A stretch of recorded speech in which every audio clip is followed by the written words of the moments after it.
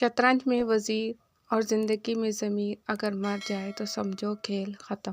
جب رسی سخت ہو جائے تو سمجھ جائیں کہ ٹوٹنے والی ہے۔ اسی طرح جب حالات سخت ہو جائیں تو جان لیجیے کہ آسانی آنے والی ہے۔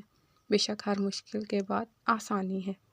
انسان رہ سکتا ہے محبت کے بغیر، رشتوں کے بغیر، لوگوں کے بغیر، مگر انسان اللہ پاک کے بغیر نہیں رہ سکتا۔